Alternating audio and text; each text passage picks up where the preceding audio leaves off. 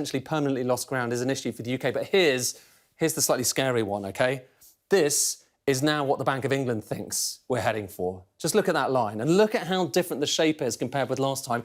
And remember that with these lines, the higher they are, the better off we're all doing. The lower they are, well, you know, it's the opposite. You know, we're not in a good place when those lines are basically kind of flatlining. Now, there are question marks about whether that Bank of England forecast, that was just a couple of weeks ago, whether that Bank of England forecast can be relied upon. But even so, we're probably more likely to see something a bit more like this from the Office for Budget Responsibility today. And remember, these are the official forecasts we get from the government upon which everything else is based. So looking at shapes like that is actually going to help us to get a sense of what's going on. One other kind of chart that we have looked at quite a lot recently, haven't we, is the pound. And, you know, back in the day, I was saying just that then, you know, we didn't expect, did we, at the start of that day, that we were going to be spending so much time looking at market charts. This is a market chart, basically, on how valuable the pound is versus the US dollar. And we're going back to the 14th of September, just because I want to show you a bit of the recent history. There was the mini-budget. The higher this is, the more the pound is worth, by the way. That's the mini-budget. It's 23rd of September. And just look at the plunge afterwards. So that was the moment we were in the studio talking about just how the pound was falling, but then it continued to fall over the course of that weekend. And look at where it ended up. Record low against the US dollar, just above $1 and getting close to parity. You know, we'd never seen anything like that. Worse than in 1985, the Plaza Accord, worse than anything we've seen since, well, 1776, the invention of the dollar, US independence. And then we saw things change, obviously. So Liz Truss resigning, Kwasi Kwarteng resigning as well. And the pound has been strengthening ever since then. It's not just a pound story. It's worth just underlining that. There's a lot of other things going on right now. The dollar has been very strong recently as well. But even so, these charts, whether it's the pound, whether it's government bond yields, are the kinds of things that the government is going to be paying quite a lot of attention to. And the final thing I want to just note, because this again underlies everything else, is that question of a black hole. Remember, you've heard probably quite a lot about there being a black hole in the public finances that needs to be sorted out. What is that black hole? Well, this is basically it, OK? This is the national debt, OK, this big area here. And we're looking out into the future here, aren't we, OK? So 2023 and onwards. And what you can see is last time the OBR did its forecast, not that long ago, in March, but it feels like, you know, an age away, that was falling very gradually, but it was falling as a percentage of GDP in the next few years. That all changed with the mini-budget. So look at that line. Look at how this suddenly becomes a rising chart of the rising national debt. And the rationale in the Treasury, the rationale you'll hear about from Jeremy Hunt is you need to basically eliminate that so the national debt is falling rather than gradually rising. And that is basically where the black hole comes in. It's, you know, see, it's quite simple here. But remember, that's a concept, you know, it's not a definitive black hole. It's what the government would like to do. In other words, to have that falling over the next 5 years. And that, in turn, will involve potentially spending cuts, tax increases of getting up towards about 50, 60 billion pounds. So that's the big picture, Sophie. And, you know, when you look at some of these charts, when you look at what they're faced with, that underlines why we're going to be hearing kind of quite miserable tone from Jeremy Hunt and others. But, I mean, you know, this has changed a lot even over the course of the last few weeks. It was going to be just a fiscal update. It was going to be a kind of relatively small statement. Now, you know, this will potentially set the tone for the next 5 years of both economics and politics. So it's a big deal. It really brings me back to when the three of us were here 8 weeks ago as well, looking at your charts. And I'm not sure our jaws left the floor that day. I wonder if we'll have a bit more of a sense, I think, about what to expect later today. Thank you both very much. We'll be back with you in a moment. But let's bring in Sky's Dan Whitehead, shall we, who is at Bristol's St Nicholas Market, where traders are waiting to hear how the Chancellor's announcement will affect their businesses. Dan, what are they telling you? Yeah, morning, Sophie. We've been in and around Bristol all morning speaking to members of the public. They're worried about their energy bills. They are worried about their taxes, but of course businesses as well. As you say, we're in St Nick's Market. They're setting up for the lunchtime trade. This is one of the busiest food markets here in the city of Bristol. And we're going to chat now to Sam from the Olive Works, one of the busiest stalls here, Sam. And you were talking about how you've actually had to make changes. Let's just talk about at the minute, what are the problems that the business faces in all the businesses here in terms of costs? What's gone up for you? Pretty much everything, I would say. I think the the craziest one for us is the produce that we're buying in. You see from our boards up there, we've had to make changes to the menu just because of how expensive stuff is. Lots of sort of Tipex and paint that's gone over it. Yeah, things have had to be taken off, and also prices have had to go up as well. So stuff like lamb, we don't sell that anymore, which is one of our biggest sellers. It's just Why? It's just too expensive. Yeah, the price is almost doubled. So what about bills and everything like that? bills, thankfully I'm not really in charge of them, but we know they're just rising along with everything else as well. Just quickly, can you pass on these costs? Because I know that in about an hour's time you will have queues going down here, so people are still coming. Have you noticed any difference in what people order or the number of people? Definitely a change in how much they spend. Extra stuff like drinks, they just don't really buy anymore. But I mean, business has still been all right. Yeah, it's just... And I notice you've got two signs here, staff needed. That's pretty much across the board here. Everyone's looking for staff, aren't they, in hospitality? Where if you know anyone that wants a job, tell them to bring their CV in. But yeah, it's a bit of a dangerous Let's just walk down here. Thanks, Sam. Thanks so much. Let's chat to Abdul, who's at one of the other stalls here. As I say, look, you do get a lot of tourists here, so they're still doing the trade. But Abdul, if we can just have a quick chat, because I know that you're also setting up here, lots of curries on the go, and you're saying that you're also noticing a pressure on your bottom line, your costs. Yes, it's getting a bit high. What's the squeeze been for you? Squeeze been like, like meat. Meat, it's going up sky, it's very, very expensive, And the vegetables, electric, everything went up, The Chancellor Jeremy Hunt is going to deliver this autumn statement in the next half an hour. What would be your number one priority for the government to help you? Electric. Electric. So you want that energy cap price extended? We think that might be on the cards. Is that a big help for you? Yeah, it does. Yeah, electric is big things. I mean, we used to pay like 300, now we come 600. So you used to pay £300 for your stall here, now 600. 600, but everything went up, double. Are you able to pass these costs on to the customers here at lunchtime? Yeah. You can pass it, no problem. But only so much, I presume. Yeah. Not much, but the things change. Sometimes we want to put the prices a bit up. People are not happy about it. But all the costs went high and high. How are you feeling about going into next year? Are you optimistic or are you worried? A bit worried. The winter coming, and then everything, and people. I don't think you can afford to go out, eat outside as well. Even though the price is a bit low, people still complain. Abdul, I'll let you get back because I know everyone is setting up here for the lunchtime trade. I think for a lot of people, and speaking to some of the customers here as well, it's about how much of a buffer zone they have. They've seen their energy prices go up. They've seen a bit less in their pay packets, and with inflation at a 41-year high, how much more can people take? How much more can the businesses take before that buffer zone that people have, if they have it, if they're fortunate to have it, stops and they can't squeeze any more out of that monthly pay? So a lot of people, public and the businesses, will be keeping a keen eye on the Chancellor in the next 15 minutes or so. Yeah, they certainly will. Not long to wait now as well, just around 10 minutes to go until the Chancellor takes to his feet. Well, we can go now to Sky's Sally Lockwood, who's in Wolverhampton for us today, where business owners and shoppers are also awaiting the Chancellor's announcement nervously. Sally, it's exactly the kind of electoral battleground that both the Conservatives and Labour are going to be looking at the reaction to. What is the sense where you are?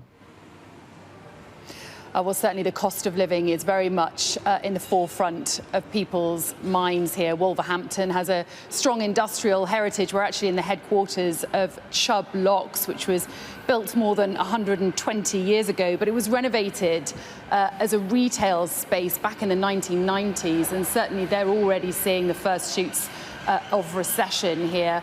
A cinema, which has been open in this building for 30 years, closed exactly 2 weeks ago today, and I'm joined now by two business owners who have a business in this building, Craig Speed and Daniel Wright.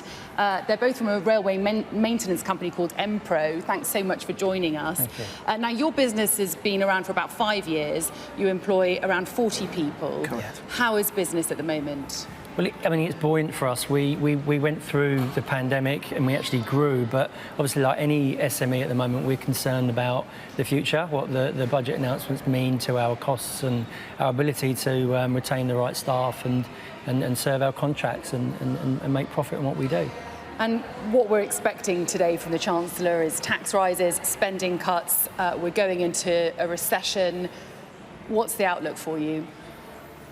So, in terms of rail as well, there's uncertainty in rail. So the outlook is that projects that we might have been awarded or that we tendered for some time ago, 12 months ago, might yet not yet mobilised. And similarly, our costs have gone up since we put those proposals in, but we don't have an opportunity to raise our prices. And obviously our customers, the train and freight operators, they're facing downward pressure to cut costs, so we have to hold our prices whilst our costs themselves have gone up. So, as we've already touched on, remunerating the staff, we might have assumed, given labour rates a year ago, we're having to pay a lot more than that now to retain those people, and that puts pressure on our profits. Cast your minds back to just 8 weeks ago, a mere 8 weeks ago, the Kwasi Kwarteng budget under the very brief Liz Truss administration. As business owners, how did you feel about that? That was focused on growth, obviously. Yeah, I mean, you know, as I say, as an owner of an SME, you know, reducing of corporation tax and things like that will help us with our operation. But by the same token, you know, I think we didn't see it potentially as sustainable or necessarily right for the country. And in terms of your workers, you've got around 40 staff. Inflation is a huge issue. People on lower incomes are more impacted by inflation. How are they coping at the moment?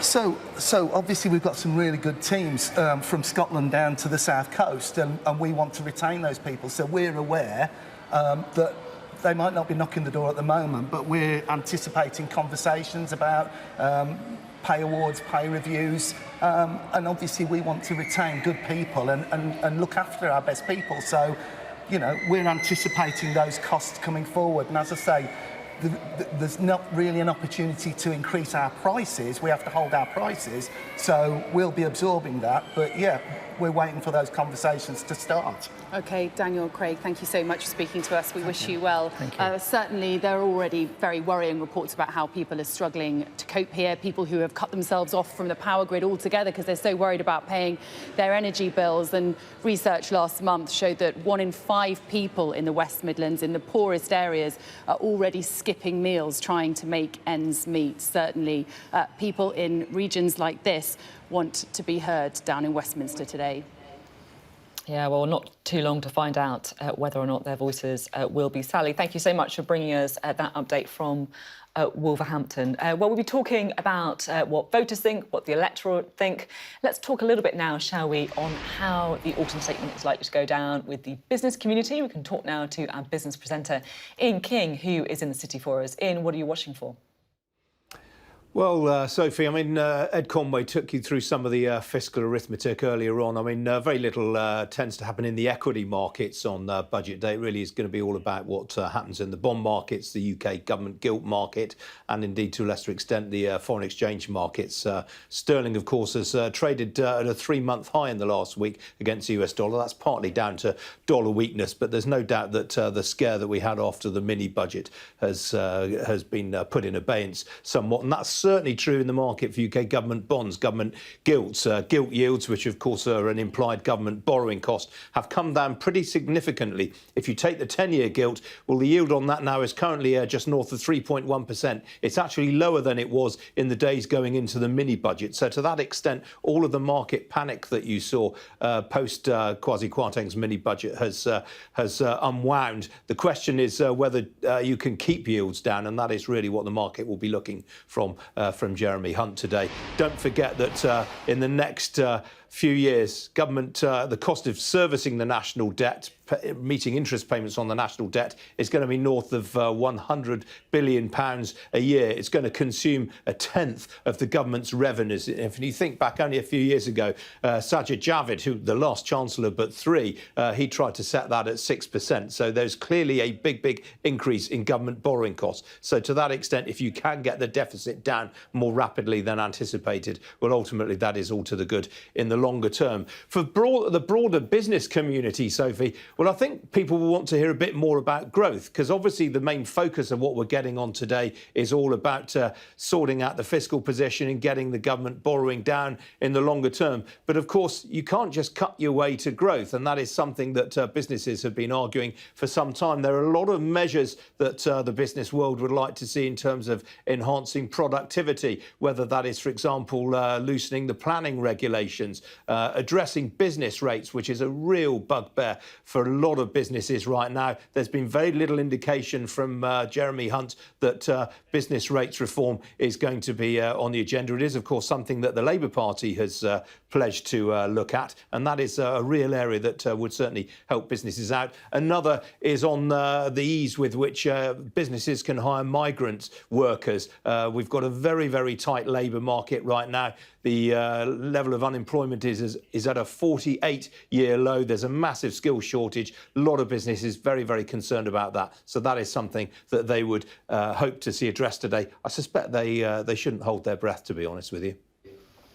I think you may be right there. Ian, thank you very much for the update from the city. We'll have more from Ian as we get more details on the autumn statement. And at 4:30, you can ask your own questions on how the autumn statement is likely to affect you, because we're going to be holding a Q&A with the personal finance expert Gemma Godfrey. That's at 4:30 this afternoon, live on Sky News. Worth putting your questions in, because the one thing we do know is that this is an autumn statement that is going to be impacting every single one of us. Myself, Beth and Ed will have all eyes on the chamber in the House of Commons. You can see it there now. Boris Johnson is in the chamber, we understand. Also, Theresa May, you might even be able to pick her out in a bright orange jacket, awaiting to hear from the Chancellor, as we all are. And we are going to be taking you straight to that statement just as soon as he gets to his feet. In the meantime, Beth, there's been some consternation, hasn't there, been from some Conservative MPs already, talking... Is he on his feet there? I'm just having a quick look. It looks like... Nope, he sat down again. It's a false alarm. Not yet. We'll be back with you as soon as he does, as MPs scurry to take their seats. It's always packed on these days, isn't it? How much consternation do you think there may be from the benches, Beth, if we are going to see the level of tax rises that we're expecting? Well, look, there's a number of Conservatives, particularly those in the Liz Truss administration, that have warned against tax rises. But I think one thing that the Chancellor will do is that he will uprate pensions in line with inflation, and he will uprate benefits in line with inflation. The argument has been from Rishi Sunak and Jeremy Hunt that they want to be compassionate and fair, so that they hope that that will alleviate some concerns on the benches. But there's no doubt that the likes of Simon Clarke, a key Liz Truss ally, the likes of Jacob Rees-Mogg, they believe that there shouldn't be as much taxation as there is, and they would rather have spending cuts, and that will be a big test. And I think the big sort of debate, really, and the thing I'll be watching for today, is there is a fragile truce at the moment between Rishi Sunak and the Liz Trussites, and people in the party that didn't much want Rishi Sunak to be Prime Minister and don't much like this package of economic measures.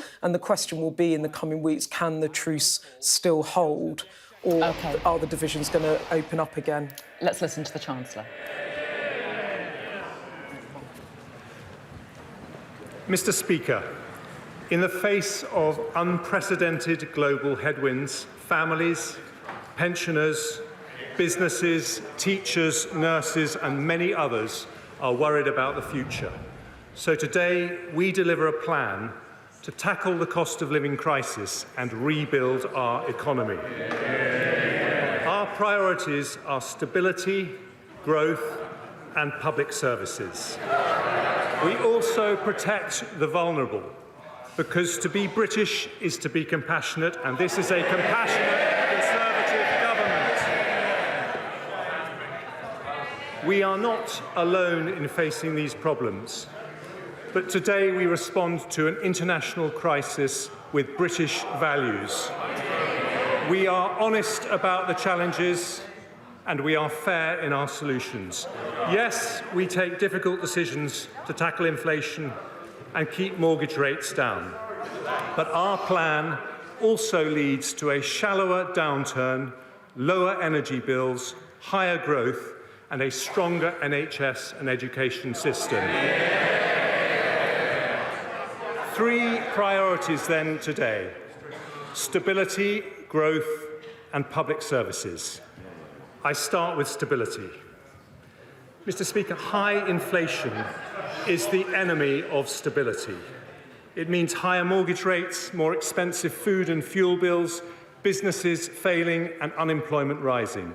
It erodes savings, causes industrial unrest and cuts funding for public services. It hurts the poorest the most and eats away at the trust upon which a strong society is built. The Office for Budget Responsibility confirms global factors are the primary cause of current inflation. Most countries are still dealing with the fallout from a once-in-a-century pandemic. The furlough scheme, the vaccine rollout and the response of the NHS did our country proud, but they all have to be paid for. The lasting impact on supply chains has made goods more expensive and fueled inflation, and this has been worsened by a made-in-Russia energy crisis. Putin's war in Ukraine has caused wholesale gas and electricity prices to rise to 8 times their historic average. Inflation is high here, but higher in Germany, the Netherlands and Italy. Interest rates have risen here, but faster in the US, Canada and New Zealand. Growth forecasts have fallen here, but fallen further in Germany. The International Monetary Fund expects 1/3 of the world's economy to be in recession this year or next. So the Bank of England, which has done an outstanding job since its independence, now has my wholehearted support in its mission to defeat inflation. And I today confirm we will not change its remit. But we need fiscal and monetary policy to work together. And that means the government and the bank working in lockstep. It means, in particular, giving the world confidence in our ability to pay our debts. British families make sacrifices every day to live within their means, and so too must their government, because the United Kingdom will always pay its way. I understand the motivation of my predecessor's mini-budget, and he was correct. He was correct to identify growth as a priority. But unfunded tax cuts are as risky as unfunded spending, which is why we reversed the planned measures. As a result, government borrowing has fallen, the pound has strengthened, and the OBR says today that the lower interest rates generated by the government's actions are already benefiting our economy and public finances. But, Mr. Speaker, credibility cannot be taken for granted. And yesterday's inflation figures show we must continue a relentless fight to bring it down, including a rock-solid commitment to rebuild our public finances. Richard Hughes and his team at the OBR today lay out starkly the impact of global headwinds on the UK economy, and I'm enormously grateful to him and his team for their thorough work. The OBR forecast the UK's inflation rate to be 9.1% this year and 7.4% next year. They confirm that our actions today help inflation to fall sharply from the middle of next year. They also judge that the UK, like other countries, is now in recession. Overall this year, the economy is still forecast to grow by 4.2%. GDP then falls in 2023 by 1.4%, before rising by 1.3%, 2.6% and 2.7% in the following 3 years. The OBR says higher energy prices explain the majority of the downward revision in cumulative growth since March. They also expect a rise in unemployment from 3.6% today to 4.9% in 2024, before falling to 4.1%. Today's decisions mean that over the next 5 years, borrowing is more than halved. This year, we're forecast to borrow 7.1% of GDP, or £177 billion. Next year, 5.5% of GDP, or £140 billion. Then by 2027-28, it falls to 2.4% of GDP, or £69 billion. As a result, underlying debt as a percentage of GDP starts to fall from a peak of 97.6% in 2025-6 to 97.3% in 27-28. I also confirmed two new fiscal rules. The first is that underlying debt must fall as a percentage of GDP by the 5th year of a rolling 5-year period. The second, that public sector borrowing over the same period must be below 3% of GDP. And the plan I'm announcing today meets both rules. Today's statement delivers a consolidation of £55 billion and means inflation and interest rates end up significantly lower. We achieve this, Mr. Speaker, in a balanced way. In the short term, as growth slows and unemployment rises, we will use fiscal policy to support the economy. The OBR confirm that because of our plans, the recession is shallower and inflation is reduced. Unemployment is also lower, with about 70,000 jobs saved as a result of our decisions today. Then, once growth returns, we increase the pace of consolidation to get debt falling. This further reduces the pressure on the bank to raise interest rates, because as Conservatives, we do not leave our debts to the next generation.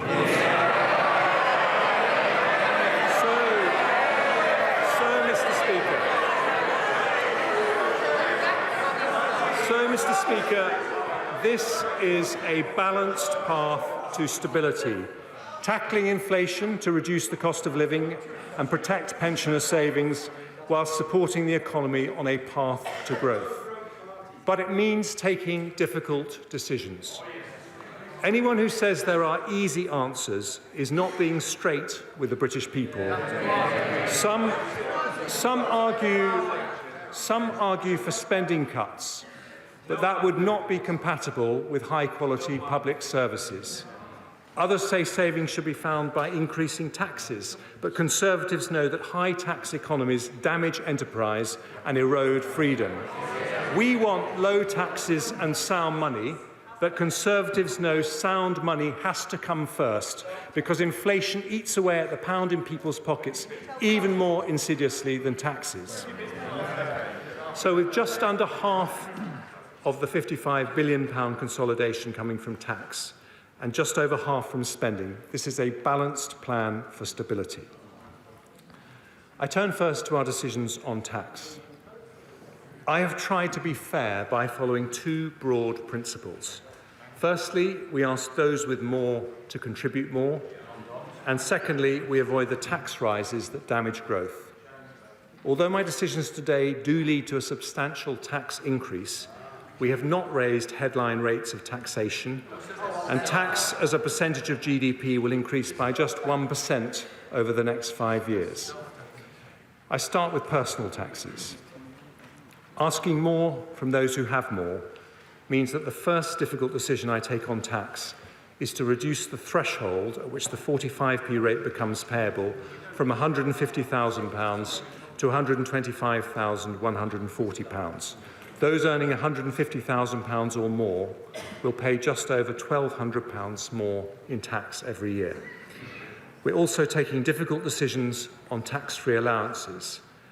I'm maintaining at current levels the income tax personal allowance, higher rate threshold, main national insurance thresholds, and the inheritance tax thresholds for a further 2 years, taking us to April 2028. Even after that, we'll still have the most generous set of tax-free allowances of any G7 country. I'm also reforming allowances on unearned income. The dividend allowance will be cut from £2,000 to £1,000 next year and then to £500 from April 24. The annual exempt amount for capital gains tax will be cut from £12,300 to £6,000 next year and then £3,000 from April 24.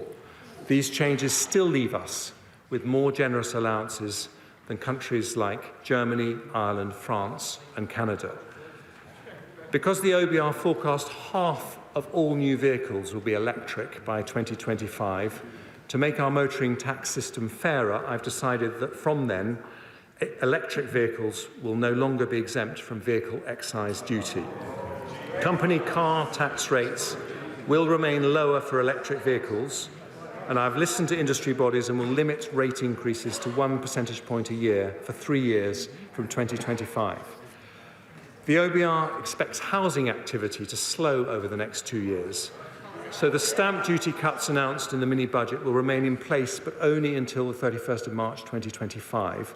After that, I will sunset the measure, creating an incentive to support the housing market and the jobs associated with it by boosting transaction during the period the economy most needs it. I now turn to business taxes. While I've decided to freeze the employer's NICS threshold until April 2028, we will retain the employment allowance at its new higher level of £5,000. This means 40% of all businesses will pay no NICS at all. The VAT threshold is already more than twice as high as the EU and OECD averages. I will maintain it at that level until March 26. My right honourable friend, the Prime Minister, successfully negotiated a landmark international tax deal to make sure multinational corporations, including big tech companies, pay the right tax in the countries they operate. I will implement these reforms, making sure the UK gets our fair share. Alongside further measures to tackle tax avoidance and evasion, this will raise an additional £2.8 billion by 27-28. I've also heard concerning reports of abuse and fraud in R&D tax relief for SMEs, so I've decided today to cut the deduction rate for the SME scheme to 86% and the credit rate to 10%, but increase the rate of the separate R&D expenditure credit from 13% to 20%. Despite raising revenue, the OBR have confirmed that these measures have no detrimental impact on the level of R&D investment in the economy. Ahead of the next budget, we'll work with industry to understand what further support R&D intensive SMEs may require. Next, windfall taxes. I have no objection to windfall taxes if they are genuinely about windfall profits caused by unexpected increases in energy prices. But I know the honourable members opposite are getting excited at the talk of windfall taxes. Can I just say that any such tax should be temporary, not deter investment, and recognise the cyclical nature of energy businesses. So, taking account of this, I've decided that from January the 1st until March 28, we will increase the energy profits levy from 25% to 35%. The structure of our energy market also creates windfall profits for low-carbon electricity generation. So from January the 1st, we've decided to introduce a new temporary 45% levy on electricity generators. Together, these measures raise £14 billion next year. Finally, I turn to business rates. It's an important principle that bills should accurately reflect market values. So we'll proceed with the revaluation of business properties from April 23. But I will soften the blow on businesses with a nearly £14 billion tax cut over the next 5 years. Nearly 2/3 of properties will not pay a penny more next year, and thousands of pubs, restaurants and small high street shops will benefit. This will include a new government-funded transitional relief scheme, as called for by the CBI, the British Retail Consortium, the Federation of Small Businesses and others, benefiting around 700,000 businesses. Mr. Speaker, our plan for the cost of living delivers lower inflation, lower mortgage rates, a shallower downturn and lower unemployment. But it also involves public spending discipline. So I turn next to how we protect public services through a challenging period. The Prime Minister's vision for this country has at its heart a strong NHS and world-class education. We know that a strong economy depends on strong public services, so we will protect them as much as we can as we deliver our plan for stability and growth. We do have to take difficult decisions on public finances, so we're going to grow public spending, but we're going to grow it more slowly than the growth in the economy. For the remaining 2 years of the spending review, we'll protect the increases in departmental budgets we've already set out in cash terms, and then grow resource spending at 1% a year in real terms in the 3 years that follow. Although departments will have to make efficiencies to deal with inflationary pressures in the next 2 years, this decision means overall spending in public services will continue to rise in real terms for the next 5 years. Before I turn to our plan for schools and the NHS, I start with 2 other areas of spending. The Department for Work and Pensions has a critical role in supporting people into work, and I am proud to live in a country with one of the most comprehensive safety nets anywhere in the world. But I am also concerned that we've seen a sharp increase in economically inactive working-age adults of around 630,000 people since the start of the pandemic. Employment levels have yet to return to pre-pandemic levels, which is bad for businesses who cannot fill vacancies and bad for people missing out on the opportunity to do well for themselves and their families. So the Prime Minister has asked the Work and Pensions Secretary to do a thorough review of issues holding back workforce participation to conclude early in the new year. Alongside this, I am also committed to helping people already in work to raise their incomes, progress in work and become financially independent. So we will ask over 600,000 more people on universal credit to meet with a work coach so that they can get the support they need to increase their hours or earnings. I've also decided to move back the managed transition of people from employment and support allowance onto universal credit to 2028 and will invest an extra £280 million in DWP to crack down on benefit fraud and error over the next 2 years. And the government's review of the state pension age will also be published in early 2023. Our security at home depends on our security overseas. So I turn next to defence and other international commitments. The privilege of being this country's Foreign Secretary showed me firsthand the enormous respect in which this country is held, because the United Kingdom is and has always been a force for good in the world. Nothing sums that up more than the courage of our armed forces, men and women who risk their lives every day in defence of our territory and our belief in freedom. Alongside them, I salute the citizens of another country right on the front line of that fight today, the brave people of Ukraine.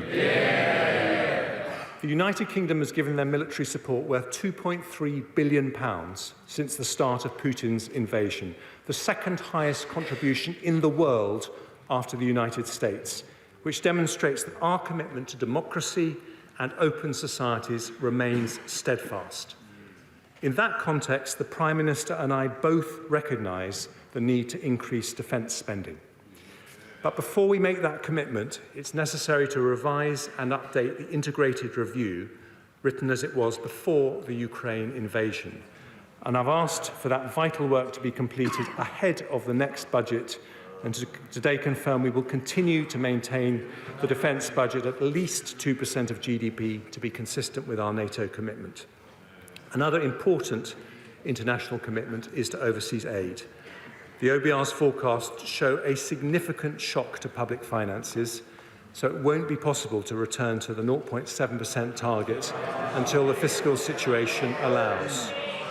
We remain fully committed to that target, and the plans that I've set out today assume that ODA spending will remain around 0.5% for the forecast period.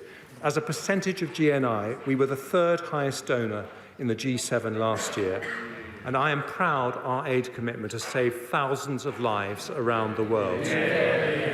So I look forward to working closely with my right honourable friend, the member for Sutton Coldfield, now rightly back in his place in Cabinet, to make sure we continue to play a leadership role in tackling global poverty.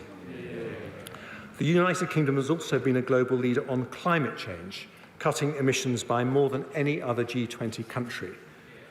But with the existential vulnerability we face, now would be the wrong time to step back from our international climate responsibilities. So I also confirm that despite the economic pressures, we remain fully committed to the historic Glasgow Climate Pact agreed at COP26, including a 68% reduction in our own emissions by 2030. I turn to education. Mr. Speaker, being pro-education is being pro-growth. But providing our children with a good education is not just an economic mission, it's a moral mission, one to which my right honourable friend the Prime Minister has always been deeply committed. Thanks to the efforts of successive Conservative education secretaries, particularly my right honourable friends from Surrey Heath and from Bognor Regis, we have risen 9 places in the global league tables for maths and reading in the last 7 years. I still, however, have concerns that not all school leavers get the skills they need for a modern economy. But for the first time ever, this country has a Conservative education secretary who left school at 16 to become an apprentice and knows firsthand why good skills matter. There are many important initiatives in place, but as Chancellor, I want to know the answer to one simple question. Will every young person leave the education system with the skills they would get in Japan, Germany or Switzerland? So I've appointed Sir Michael Barber to advise me and my right honourable friend, the Education Secretary, on the implementation of our skills reform programme. As we raise the skill levels of our school leavers, I want also to ensure that even in an economic crisis, the improvement in school standards continues to accelerate. Some have suggested putting VAT on independent school fees as a way of increasing core funding for schools, which would raise about £1.7 billion. But according to certain estimates, that would result in up to 90,000 children from the independent sector switching to state schools, giving with one hand only to take away with another.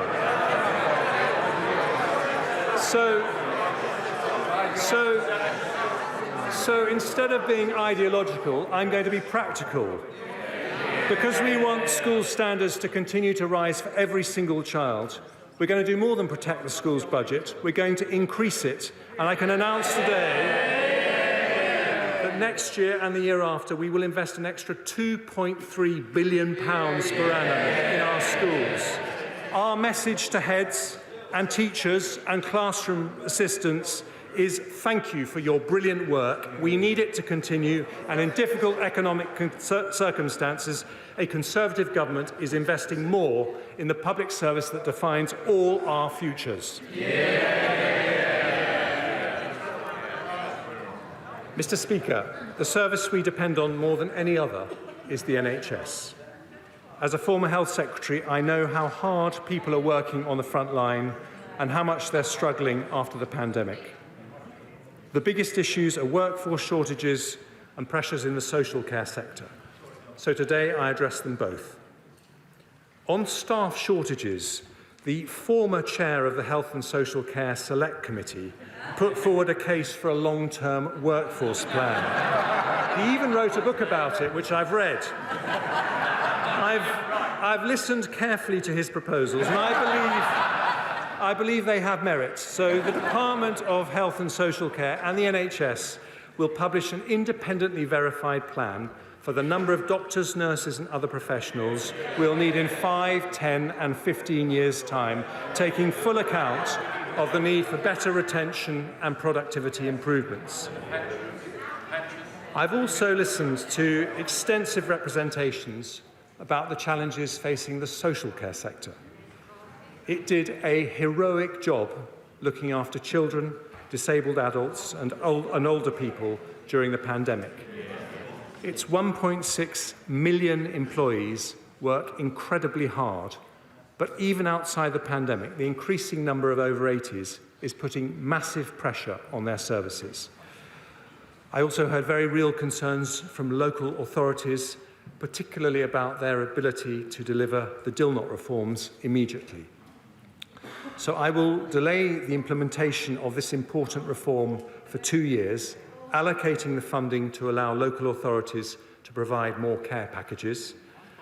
I also want the social care system to help free up some of the 13,500 hospital beds that are occupied by those who should be at home. So I've decided to allocate for adult social care additional grant funding of £1 billion next year and £1.7 billion the year after.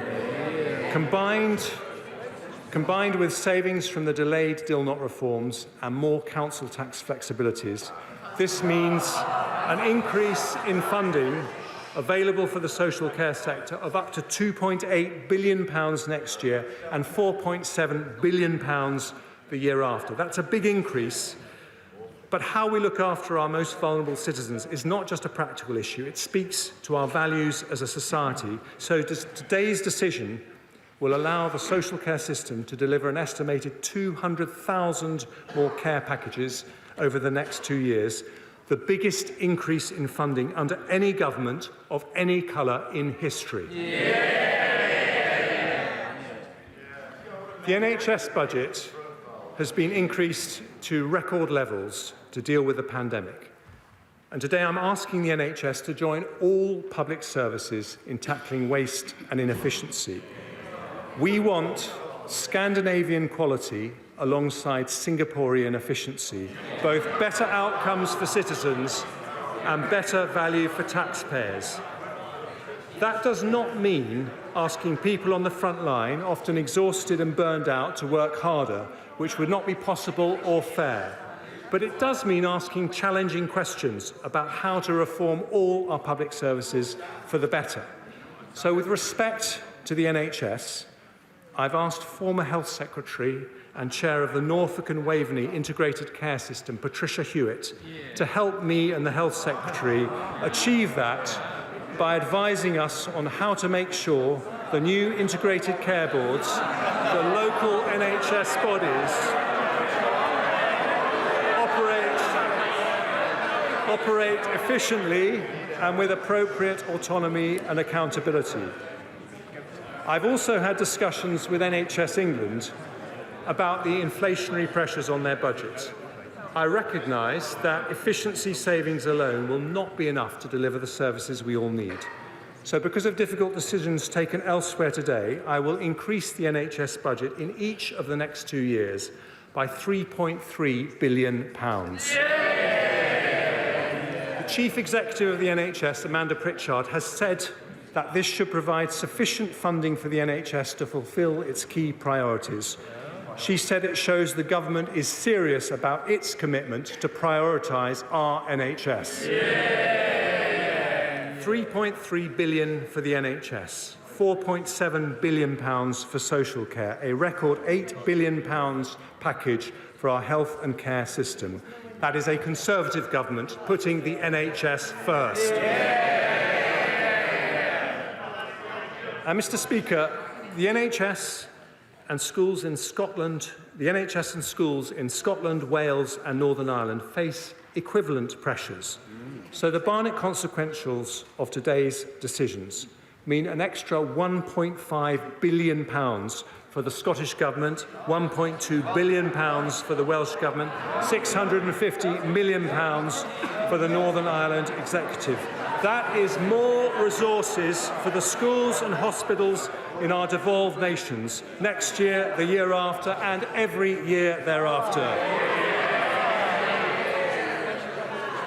Mr. Speaker, our support for public services means that despite needing to find £55 billion in savings and tax rises, we are protecting the amount going into public services in real terms over the 5-year period. But if we're going to sustain our public services and avoid a doom loop of ever higher taxes and ever lower dynamism, we need economic growth. So I now turn, well, they've never been interested in growth, but we on this side of the House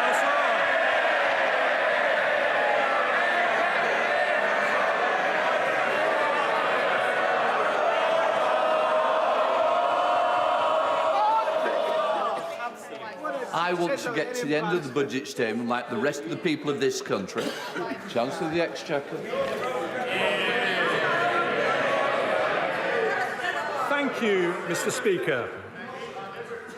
So let's start with a difficult message for the party opposite. You cannot borrow your way to growth.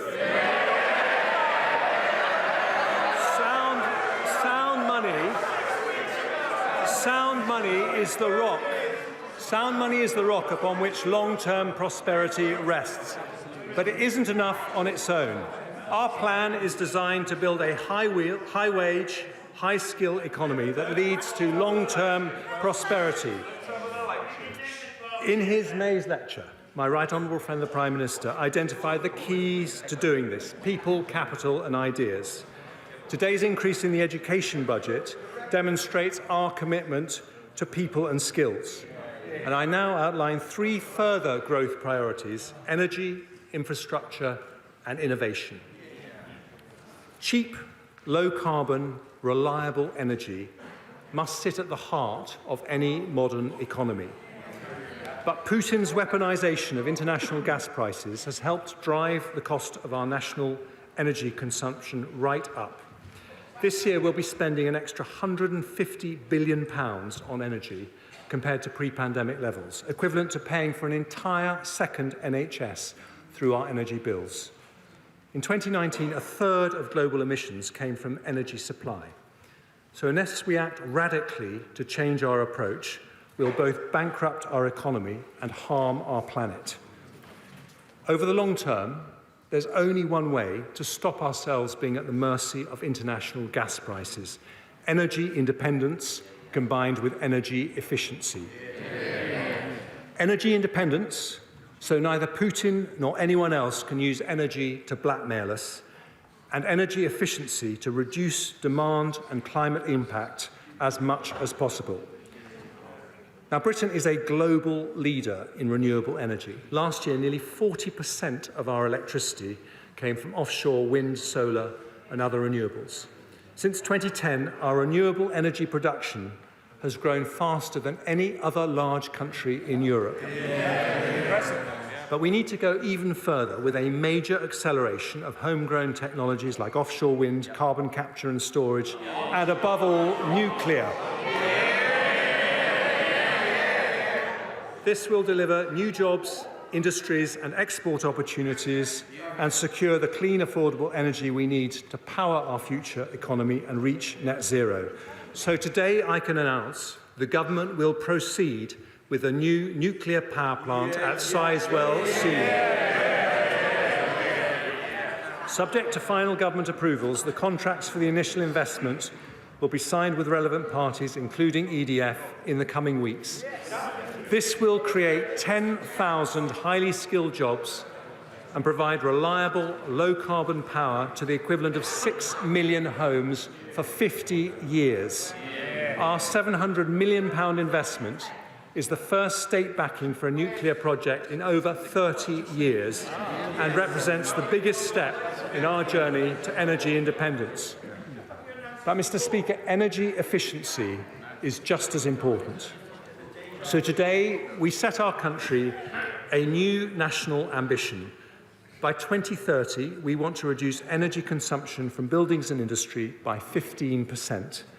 Reducing demand by this much means, in today's prices, a £28 billion saving from our national energy bill, or £450 off the average household bill. This must be a shared mission, with families and businesses playing their part. But so will the government play our part. In this Parliament, we're already planning to invest in energy efficiency a total of £6.6 billion. Today I'm announcing new funding from 2025 of a further £6 billion, doubling our annual investment to deliver this new national ambition. Our commitment to the British people is over time to remove the single biggest driver of inflation and volatility facing British businesses and consumers. So my right honourable friend, the Business and Energy Secretary, will publish further details on our energy independence plans and launch a new energy efficiency task force shortly. Mr. Speaker, if a modern economy needs secure, clean and affordable energy, it also needs good roads, rail, broadband and 5G infrastructure. Such connections matter because they allow wealth and opportunity to spread to every corner of the country. And that is why infrastructure is our second growth priority. Thanks to decisions by this Conservative government, right now workers right across the country are building or maintaining thousands of miles of roads and railways, installing mobile masts and broadband cables to connect the remotest parts of rural Britain, building and repairing hospitals and constructing new wind turbines in the North Sea. When looking for cuts, capital is sometimes seen as an easy option, but doing so limits not our budgets, but our future. So today I can announce that I'm not cutting a penny from our capital budgets in the next 2 years and maintaining them at that level in cash terms for the following 3 years. That means that although we're not growing our capital budget as planned, it will still increase from £63 billion 4 years ago to £114 billion next year, £115 billion the year after, and remain at that level, more than double what it was under the last Labour government.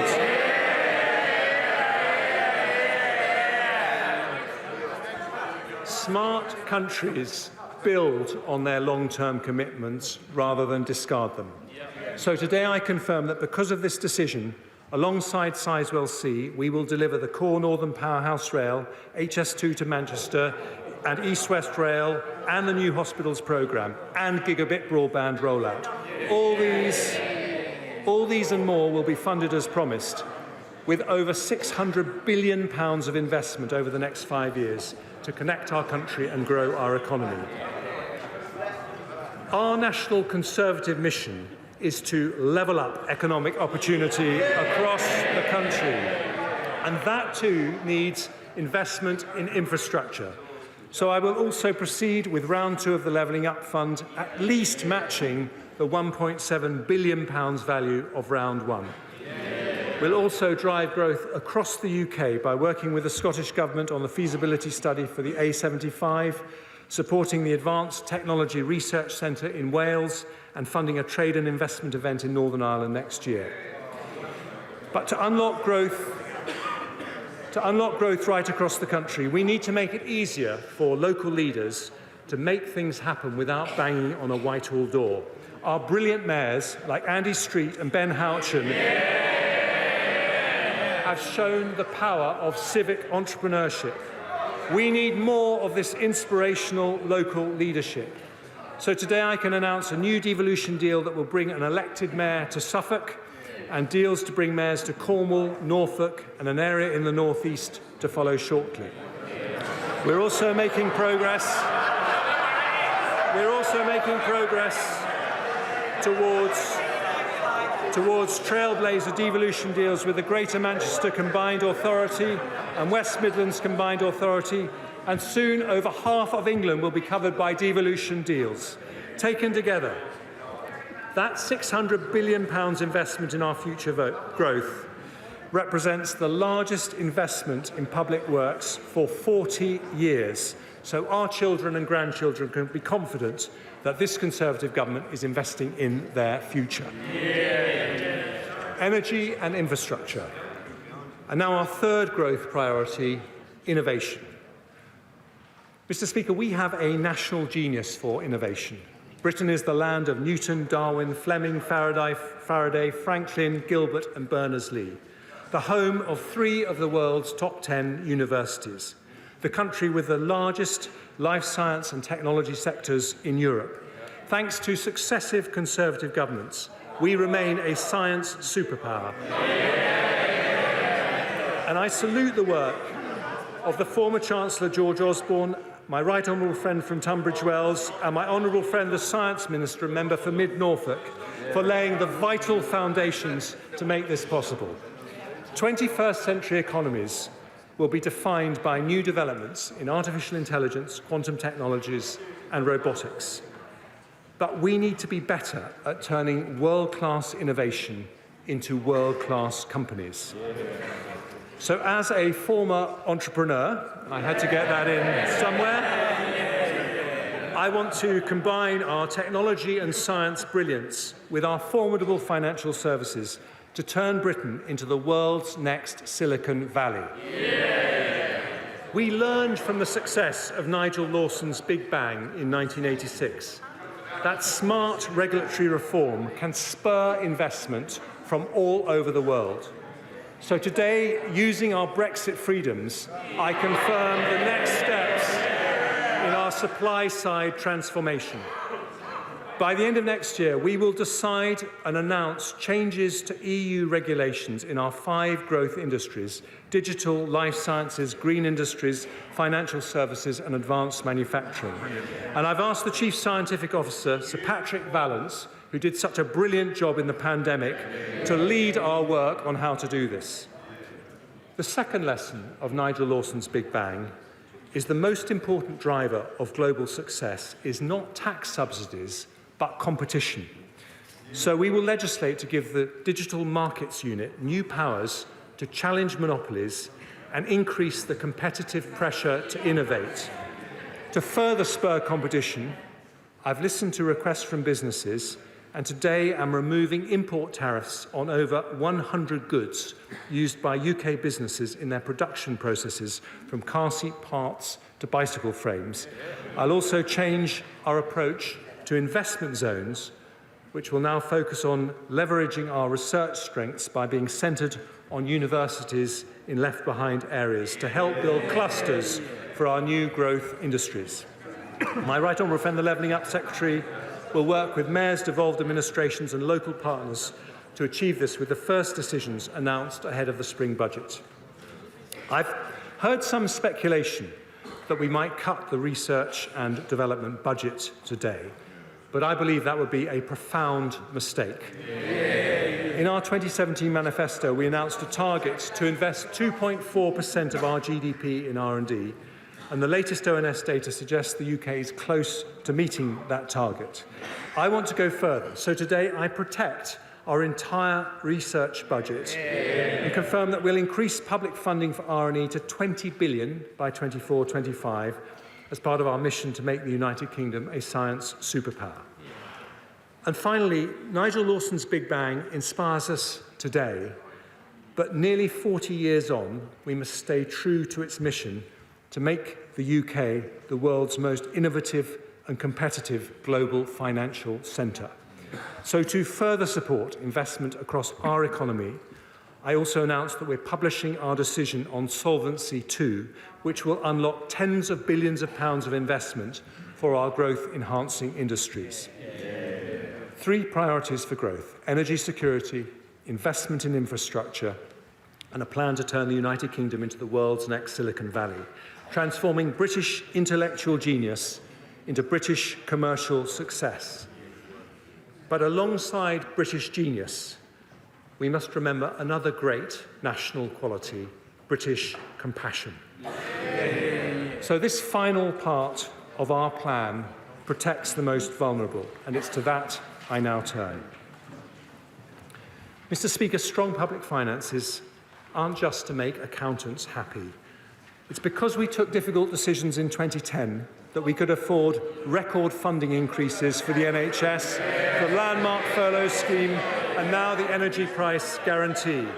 Today, the discipline that we've shown means we can provide targeted support to help our most vulnerable citizens with the cost of living. One of the biggest worries for families is energy bills, and I pay tribute to my predecessor, the Right Honourable Member for Spelthorne, and the former Prime Minister, the Right Honourable Member for South West Norfolk, for their leadership in this area. This winter, we will stick with their plan to spend £55 billion to help households and businesses with their energy bills, one of the largest support plans in Europe. From April, we'll continue the energy price guarantee for a further 12 months at a higher level of £3,000 per year for the average household. With prices forecast to remain elevated throughout next year, this will mean an average of £500 support for every household in the country. At the same time, for the most vulnerable, we'll introduce additional cost of living payments next year of £900 to households on means-tested benefits, £300 to pensioner households, and £150 for individuals on disability benefit. We'll also provide an additional £1 billion of funding to enable a further 12-month extension to the Household Support Fund, helping local authorities to assist those who might otherwise fall through the cracks. And for those households who use alternative fuels, such as heating oil and LPG to heat their homes, I'm today doubling the amount of support from £100 to £200, which will be delivered as soon as possible this winter. And before the end of the year, we'll also bring forward a new targeted approach to support businesses from next April. But I want to go further to support people most exposed to high inflation. Around 4 million families live in the social rented sector, almost 1/5 of households in England. Their rents are set at 1% above the September inflation rate, which means that on current plans, they're set to see rent hikes next year of up to 11%. For many, that would just be unaffordable. So today I can announce that this government will cap the increase in social rents to a maximum of 7% in 23-24. Compared to current plans, that is a saving for the average tenant of £200 next year. This government introduced, I thought they cared about the most vulnerable. This government introduced the national living wage, which has been a giant step in eliminating low pay. So today, I'm accepting the recommendation of the Low Pay Commission to increase it next year by 9.7%. That means from April 23, the hourly rate will be £10.42, which represents an annual pay rise worth over £1,600 to a full-time worker. It's expected to benefit over 2 million of the lowest paid workers in our country and keeps us on track for our target to reach 2/3 of median earnings by 2024. And it is the largest increase in the UK's national living wage ever. Mr. Speaker, there have also been some representations to keep the uplift to working age and disability benefits below the level of inflation, given the financial constraints we face. But that would not be consistent with our commitment to protect the most vulnerable. So today I also commit to uprate such benefits by inflation with an increase of 10.1%. That is an expensive commitment costing £11 billion, but it means 10 million working-age families will see a much-needed increase next year, which speaks to our priorities as a government and our priorities as a nation. On average, a family on universal credit will benefit next year by around £600, and to increase the number of households who can benefit from this decision, I'll also exceptionally increase the benefit cap with inflation next year. Finally, Mr. Speaker, I've talked a lot about British values of compassion, hard work, dignity, fairness. There is no more British value than our commitment to protect and honour those who built the country we live in. So to support the poorest pensioners, I've decided to increase the pension credit by 10.1%, which is worth up to £1,470 for a couple and £960 for a single pensioner in our most vulnerable households. But the cost of living crisis is harming not just our poorest pensioners, but all pensioners. So because we've taken difficult decisions elsewhere today, I can also announce that we will fulfil our pledge to the country to protect the pensions triple lock.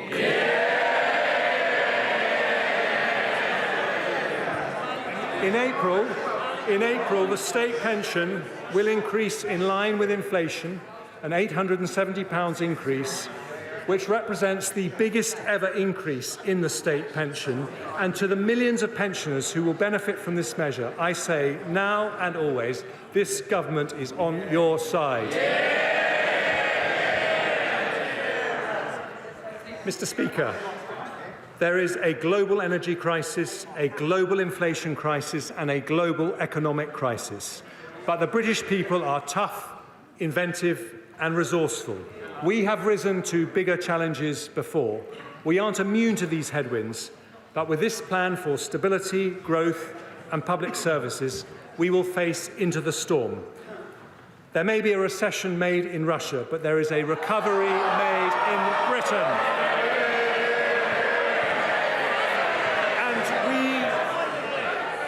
And we commit to our plan today with British resilience and British compassion. Because of the difficult decisions we take today, we strengthen our public finances, bring down inflation, protect jobs. We build the first state-backed nuclear power station for 30 years. We continue the biggest programme of capital investment for 40 years. We protect standards in schools, cut NHS waiting times, fund social care, cap energy bills, support those on benefits. We protect workers with the biggest ever increase in the national living wage, and our pensioners on the triple lock with the biggest ever increase in the state pension. This is a balanced plan for stability, a plan for growth, and a plan for public services. It shows that you don't need to choose either a strong economy or good public services. With Conservatives, and only with Conservatives, you get both. And I commend this statement to the House.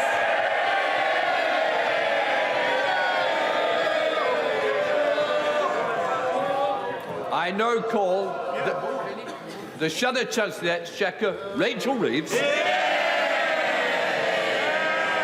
you, Mr. Speaker, and thank you to the Chancellor for that statement. So here we are, the end of 2022. 3 Prime Ministers, 4 Chancellors, and 4 budgets later. And where do we find ourselves? In a worse place than we started the year.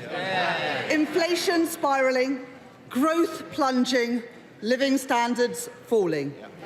Mr. Speaker, Britain is a great country with fantastic strengths. But because of this government's mistakes, we are being held back. What people will be asking themselves at the next election is this: are me and my family better off with a Conservative government? And the answer is no. The mess we are in is the result of 12 weeks of Conservative chaos, but also 12 years of Conservative economic failure. Growth dismal, investment down, wages squeezed, public services crumbling. And what does the Chancellor have to offer today? More of the same, with working people paying the price for his failure. The Chancellor should have come here today to ask for forgiveness. At the very least, he could have offered an apology. But no, instead he says that his predecessor was correct in his analysis at the mini-budget. The mini-budget that put our economy into freefall. All the country got today was an invoice for the economic carnage that this government has created. Never again can the Conservatives be seen as the party of economic competence. Now, it's been clear for weeks what they wanted to do. Step 1, blame global factors. Step 2, pretend the mini-budget is nothing to do with any of them. Step 3, portray the Chancellor and Prime Minister as the people who can clear up the mess of their party's own making. And step 4, attempt to lay some so-called traps for the Labour Party. They've even had George Osborne in to advise them on how to party like it's 2010. But, Mr. Speaker, this isn't a game. This is about people's lives. This is about people's livelihoods. It's about their ability to pay the mortgage, their ability to pay the rent, and the ability to pay the bills after 12 years of Conservative stagnation that has left our country so much worse off. It's about the fact that when the global storm hits, we are uniquely exposed because of the choices that the Conservatives have made. Now, Mr. Speaker, nobody doubts that the COVID pandemic and war in Ukraine have had profound implications. And the whole House is united in its condemnation of Russia's aggression. But Britain's problems started before the COVID pandemic, and they started before Russia's illegal invasion of Ukraine. The UK has grown by an average of 1.4% a year under the Conservatives, compared to 2.1% a year in the Labour years before that. We are the only G7 economy that is still poorer than before the pandemic. As the Governor of the Bank of England told the Treasury Select Committee yesterday, the US has grown by 4.2% since the pandemic. The GDP of Eurozone countries is 2.1% higher. And yet the UK is 0.7% smaller than at the start of the pandemic. We aren't recovering. We are heading into recession, as the OBR has confirmed today. Now, the Governor described these differences as dramatic and as stark. How does the Chancellor describe them? And how does he explain them? This is the price of a decade of Tory choices and economic failure. And it is set to continue, with the IMF forecasting that out of the 38 most industrialised economies, the UK will have the slowest growth of any of them in the next 2 years. Now, the Chancellor is saying today that he will be honest. So let's be honest. No one was talking about cuts to public spending 2 months ago. And no other advanced economy is cutting spending or increasing taxes on working people as they head into recession. This government has forced our economy into a doom loop, where low growth leads to higher taxes, lower investment and squeezed wages, with a running down of public services, all of which hits economic growth again. And instead of learning from the mistakes of the last decade, they're simply repeating them. We need to break free from this vicious cycle of stagnation with fairer choices and a proper plan for economic growth. Now, the Chancellor and Prime Minister are trying to convince us that Britain faces problems that are nothing to do with them, that the mini-budget, which imposed a Tory mortgage premium, put pensions in peril and trashed our reputation around the world, was all just a bad dream. It's their Bobby Ewing strategy. Downing Street as Dallas. Old cast members return as if nothing had happened, with tangled plot lines to keep the audience. But the truth is, it has lost all credibility. And everyone knows it is long past time that this series was cancelled. And the problem for the British people is this. This is not a dream. This is the everyday nightmare of Tory Britain. Mr. Speaker, the Conservatives would have us believe that they are not responsible for the last 12 years of failure. In doing so, they take the British people for fools. Millions are already worried sick about how to make ends meet and are now facing the added stress of higher mortgage payments. The prospect of home ownership becoming more and more remote, and rents going through the roof. What does this mean? Family holidays cancelled, savings depleted, hopes for the future replaced by sleepless nights. And all of this on top of the fact that the average worker is earning less today than when the Tories came to power 12 years ago. The government has presided over the biggest wage squeeze in centuries. This was a crisis made in Downing Street, and it is ordinary working people who are paying the price. Now, Mr. Speaker, as I was coming into Westminster today, I read a timely warning from the police about pickpockets in the area. They warn, you may have an idea of what a pickpocket looks like, but they're far less likely to stand out in a crowd than you think. They may work in teams to try and distract the target. And one of their tactics is where a thief will appear to be over-friendly while pickpocketing you. Now, I must report that in the last hour, The Conservatives have picked the pockets of purses and wallets of the entire country as the Chancellor has deployed a raft of stealth taxes, taking billions of pounds from ordinary working people. A Conservative double whammy that sees frozen tax thresholds and double-digit inflation erode the real value of people's wages. Just one of those freezes in the personal allowance will cost an average earner more than £600, make it even harder to make ends meet. At the same time, the government is forcing local councils to put up council tax. Now, the Chancellor seems to have confirmed today a council tax bombshell worth £100 for a typical Band D property, taking their council tax above £2,000 for the first time. Local people, including those with Conservative councils, will be forced to pay more because of the destruction that the Conservatives have wreaked on our economy. And this at a time when councils are already in dire straits because of cuts by Conservative governments. Now, they probably sat around the tables in Downing Street thinking that this was some clever trick.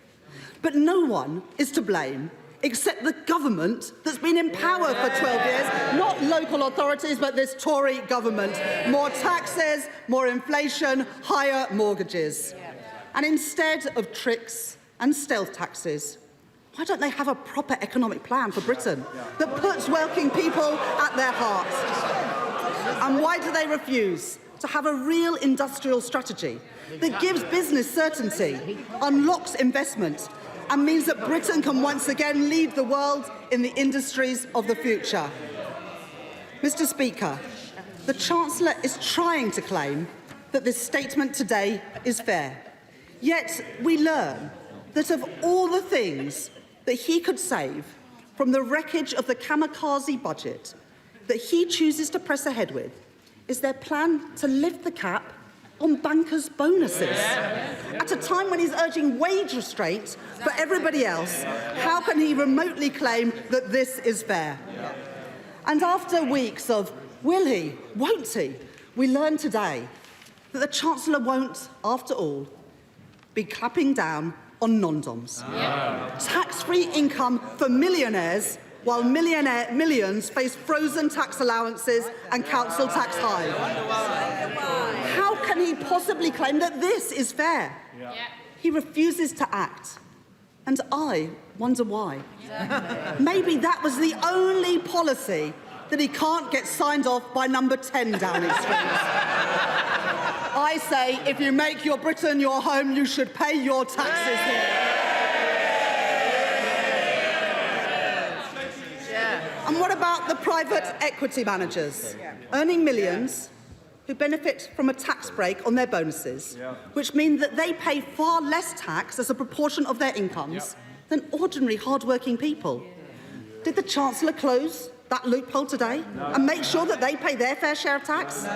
He did not. He made ordinary working people pay the price instead. Because, Mr. Speaker, time and time again, we've seen how quick the Conservatives are to raise taxes on working people. Now, the Chancellor has even compared himself to Scrooge. He's asking working people to take the hit, with less money in their pockets in the run-up to Christmas, but also for years to come.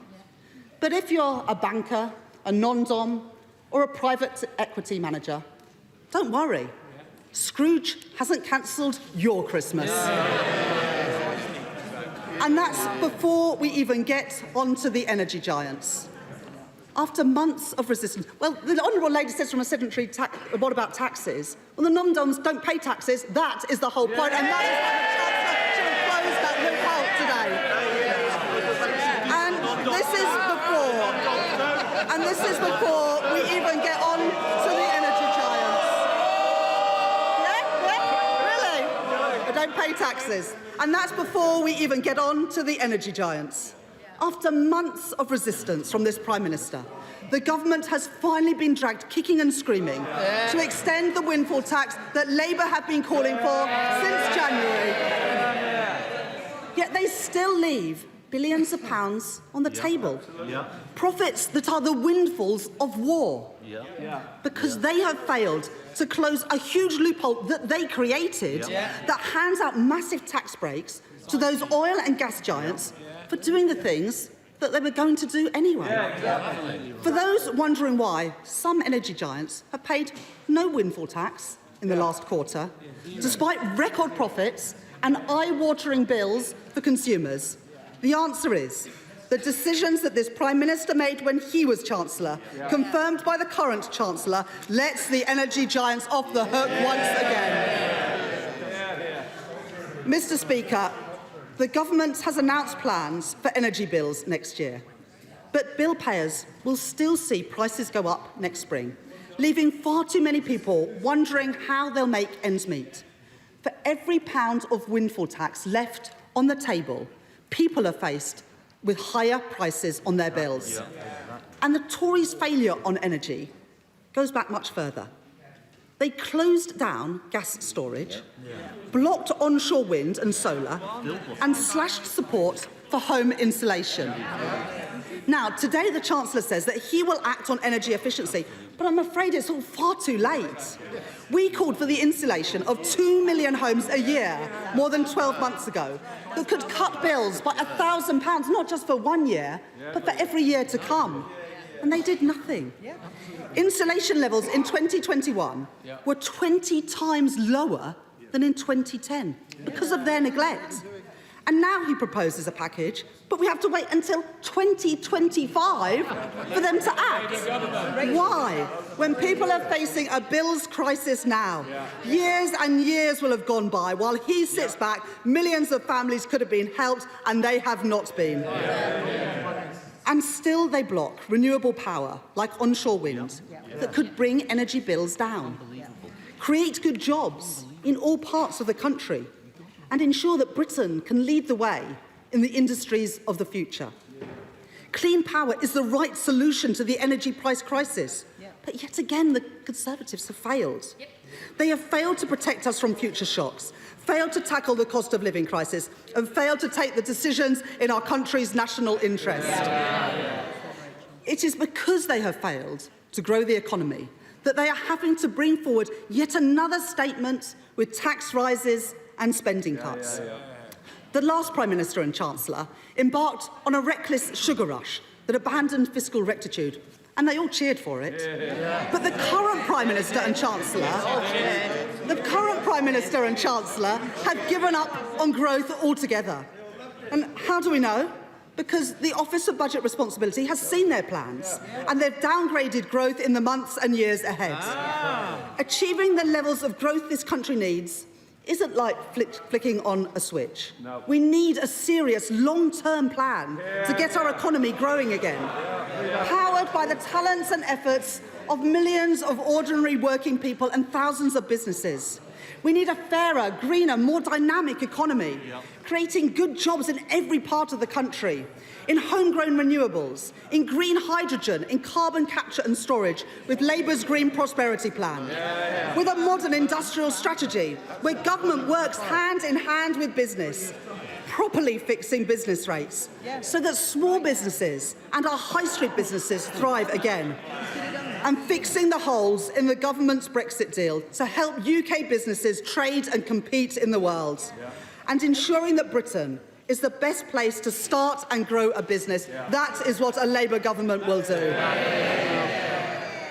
Mr. Speaker, while our public services are struggling and working people are being stretched, the rampant waste and cronyism from this government continues apace.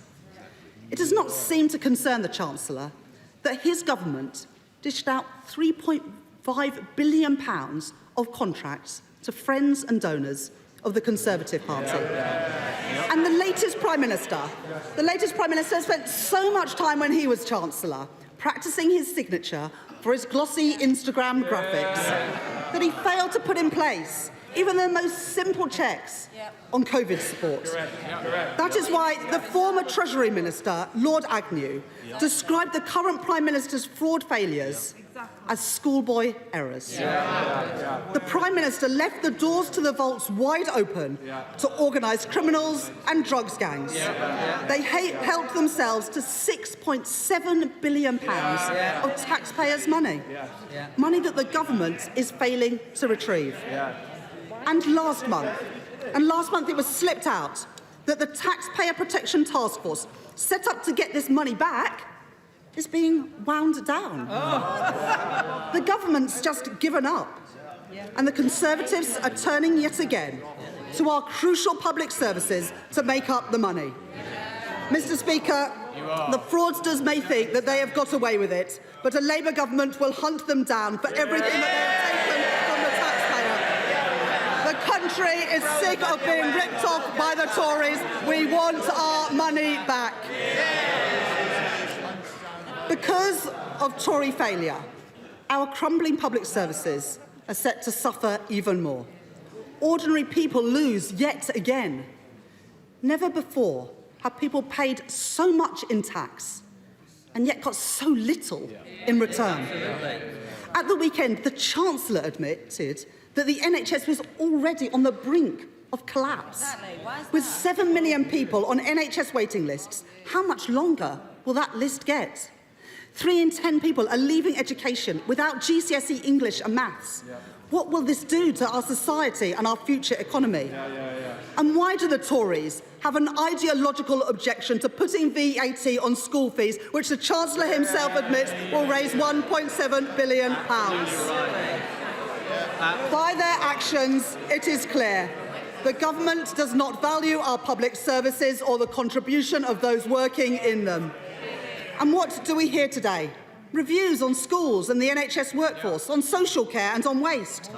But what we need is action. The time for delivery is now, not time for more reviews. And now we hear from the Chancellor, who had previously said that one of his biggest regrets as Health Secretary was failing to fix social care. And today he has further delayed the government's much-promised social care cap. This is yet another broken promise after 12 years of Tory failure on social care. The Tories have trashed our public services, and the statement today is proof that they are doing nothing to turn that around. Mr. Speaker, the Conservatives have crushed our economy, given up on growth, and sent inflation through the roof. And as usual, it is ordinary working people who are paying the price. It is a familiar tune. Every mortgage they raise, every cut they make, every tax they hike, the Conservatives are costing you. And what have we heard today? Yet more excuses and unfair choices. They have failed to tackle the cost of living crisis. They have failed to show how they will fix our public services. They have failed to show how they will deliver growth. And they have no plan for the future of our country. And everything we have heard today, and after 12 long years of Tory failure, the conclusion that we must come to is that Britain can no longer afford a Conservative government.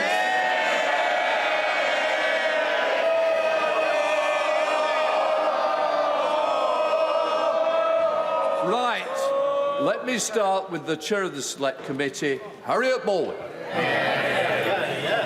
Thank you, Mr. Speaker. Bond.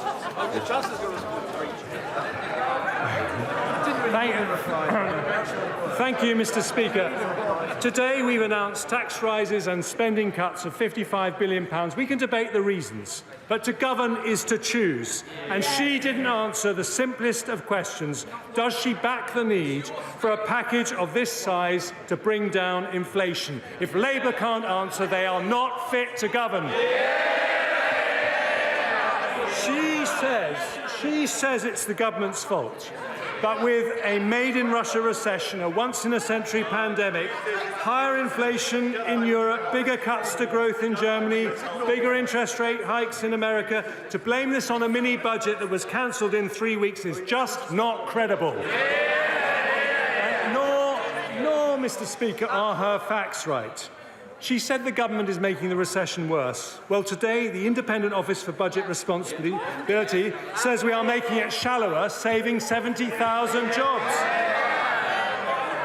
She says this is austerity 2.0, but in the 2010 Parliament, spending fell about 3% a year. In this Parliament, even in the next 2 years, it will rise 3% a year. £11 billion for the NHS and schools is not just more for our public services, it's massively more than she has ever promised. And then she talked about our record over 12 years, so let's do that.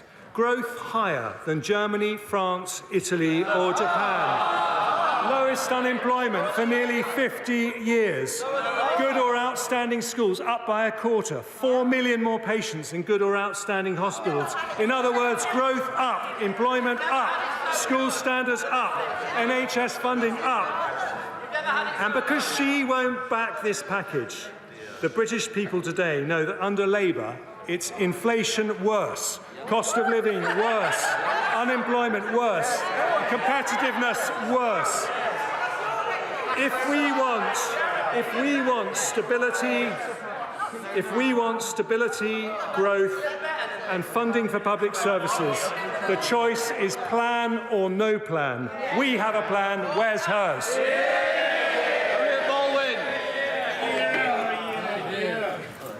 Thank you, Mr. Speaker, and it's good to see the return of the forecast from the official Office for Budget Responsibility, and I think we all remember why a Conservative government had to set up the Office for Budget Responsibility.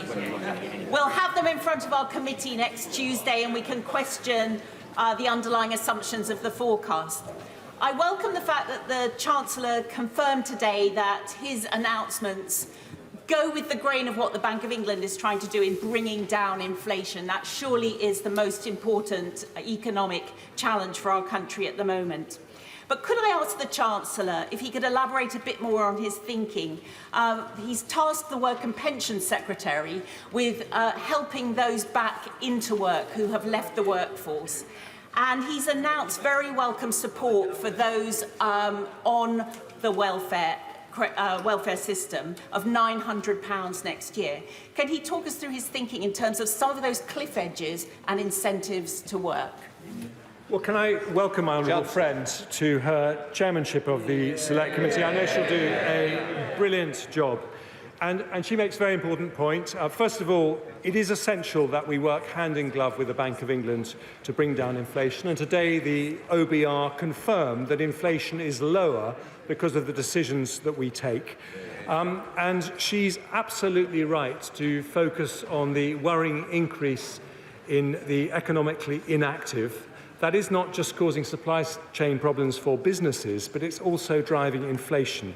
And that's why we're lucky we've got an excellent Work and Pensions Secretary who is going to make this his top priority in the work that he's doing for the Prime Minister, and he will bring his conclusions to this House as soon as possible. SNP spokesperson Alison Coombs. Thank you, Mr. Speaker. Well, there was the autumn statement announced by the Chancellor Jeremy Hunt, £55 billion worth of tax rises and spending cuts against a backdrop of a recession, a wage squeeze for millions and inflation at 11.1%. There were tax rises as expected, particularly for high earners, but also millions of others affected too, plus spending cuts, although they were backloaded until after the next election, which perhaps makes you wonder if they are ever going to happen at all if the Conservatives won't be in power. A couple of rabbits too, with extra spending for schools and the NHS in the next 2 years, and benefits and pensions both said that they would be guaranteed to be raised in line with inflation. Well, with us now, as usual, we are joined by our political editor, Beth Rigby, and our economics and data editor, Ed Conway. Beth, to you first. There was a lot of pitch rolling before, wasn't there, about eye-watering decisions, difficult decisions. Was it as gloomy as billed? Well, I think the first thing to say was there weren't many surprises in it because the government actually wanted to do the opposite to what Liz Truss and Kwasi Kwarteng had done. And as you said, pitch roll this, lay the ground so there wasn't any surprises that would unnerve or ripple the markets or unnerve voters or indeed Conservative MPs. So that's the first thing. So it was kind of as expected, apart from, as you said, a couple of little rabbits in terms of a bit more spending for schools and a bit more for hospitals in the next 2 years. But the big picture, let's go back to the big picture and what's really happening in people's lives and households, because that actually, despite all the rhetoric of this being reasonable and fair, that's where it's going to hit people. The first thing to say is it was indeed 55 billion of tax rises and spending cuts. But what the government has done, and I've just got the scorecard, this is where you see all the numbers of how it all actually adds up. So Jeremy Hunt spins it in a certain way and then you see the numbers and it tells you what's really going on. In terms of the spending cuts, they have been completely backloaded to the next Parliament. Politically, why? Because the government can look like it is consolidating the public finances, but the pain of those spending cuts will not be felt potentially by this government, given that they might not be in power post-2025. Of the 30 billion of spending cuts the government have announced, I find it 21 billion of them end up in 2027 to 28. So you can see exactly what's happening in terms of the government backloading that pain, causing potentially a Labour government the difficulties of taking those decisions on tax and spend. If you go back to the taxation that we are seeing, 24 billion, as we thought, or 24.7 billion of total tax decisions. And that has been weighted in part onto business. You've got about 6 billion coming in from those energy levies. You've got this freezing of NI employers' contributions. That brings the Treasury in 5 billion. But for all of us, freezing income tax threshold drags millions of people into higher bands. It affects everyone in the country that pays income tax. And by 2027, that is raising 6.8 billion for the Treasury.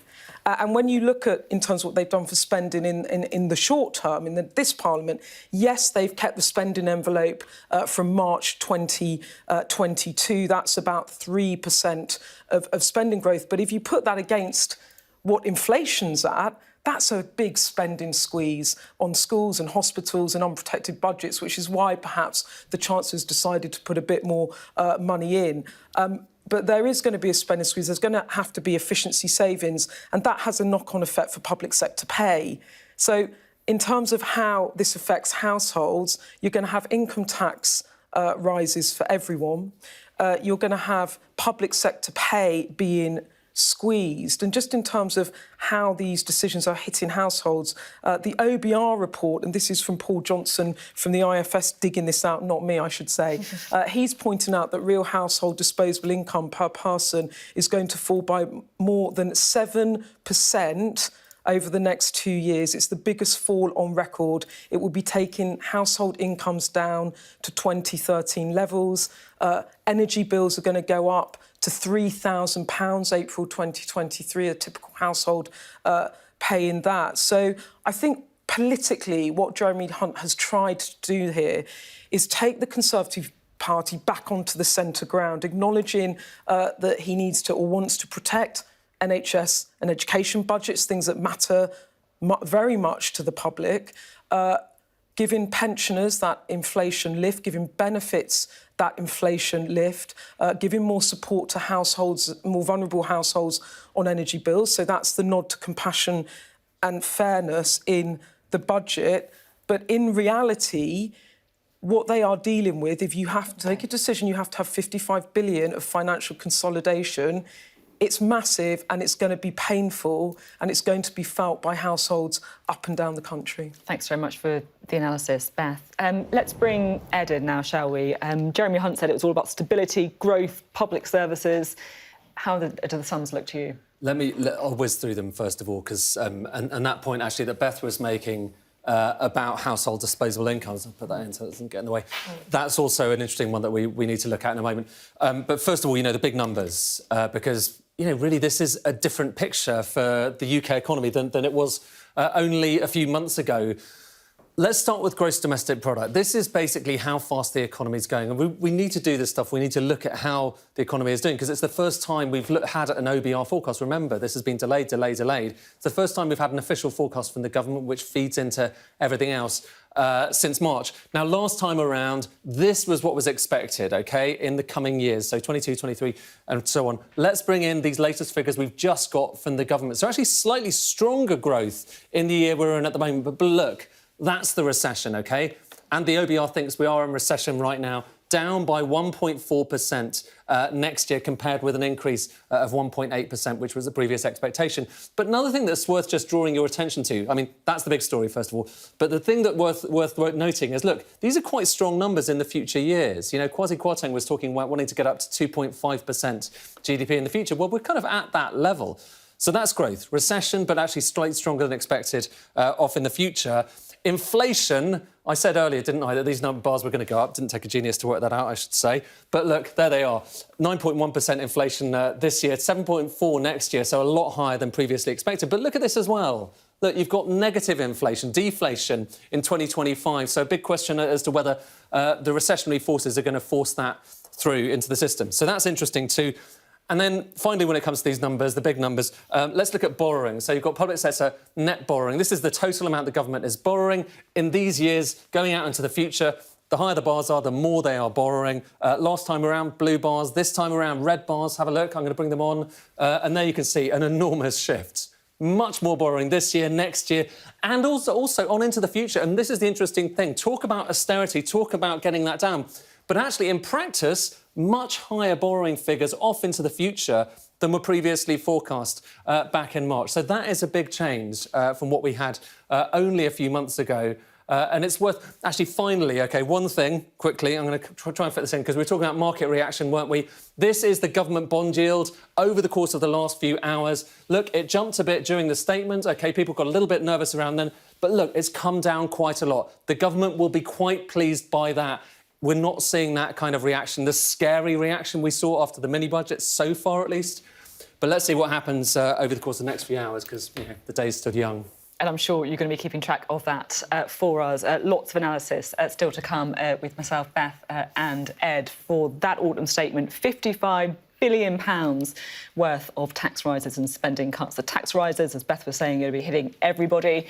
Spending cuts seem to be backloaded. Will they happen? Most of them coming after the next election. But pain for everyone, of course, with inflation at the level that it currently is now. Lots more analysis still to come from us, from MPs, and, of course, from the independent experts as well. We'll be bringing you that as the afternoon continues. As we wait for that reaction, it is now 1 o'clock. You're watching Sky News' special coverage of the Chancellor's autumn statement.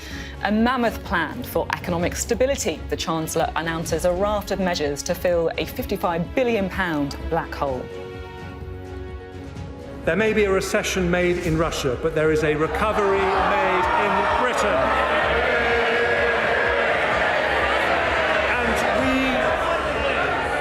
And we commit to our plan today with British resilience and British compassion.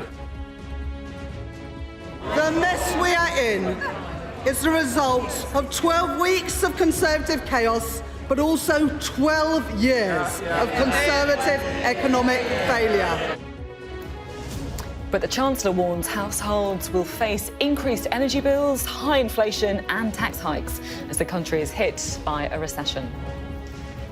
There will be more, though, for the NHS as Jeremy Hunt increases the budget for healthcare by £3.3 billion. It's all about the cost of living here in Wolverhampton, where I'll be speaking to business owners, workers and shoppers about how the Chancellor's plans will affect their finances.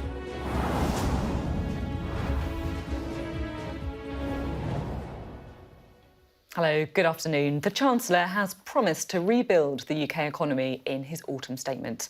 However, households will face increased energy bills, high inflation and tax hikes as well, as the country is hit by recession. Jeremy Hunt said he was having to make difficult decisions to stabilise the economy, but Labour's Shadow Chancellor, Rachel Reeves, accused the Conservatives of picking the pockets, purses and wallets of the entire country. Well, we can take a look now at some of the measures that were announced today. There'll be energy bill support for households extended beyond April for a further year, although the energy price guarantee and the annual bill for the average household, shall we say, will be £3,000. That's up from £2,500. The NHS budget is to be increased in both of the next 2 years by an extra £3.3 billion. The pensions triple lock will also be protected. Pension credit is to rise by 10.1%. That's worth up to £1,470 for a couple and £960 for a single pensioner. The Chancellor also said that working age and disability benefits will also be uprated with inflation. Now, that is an increase of 10.1%. It's a cost of £11 billion. And taxes too. A windfall tax on major oil and gas producers will be raised to 35%, up from 25%. And as well as this, an energy profits levy rate of 45% will be imposed on electricity generators, with the Chancellor saying it should raise £14 billion next year. And to personal taxes too, because Jeremy Hunt also reduced the threshold of the top rate of tax. That means the 45p rate now becomes payable at £125,140. That is down from £150,000. And another rabbit on education. The government announced they will invest an extra £2.3 billion per year in schools next year and the year after. Well, let's take a listen, shall we, to the Chancellor. He spoke in the House of Commons a short time ago.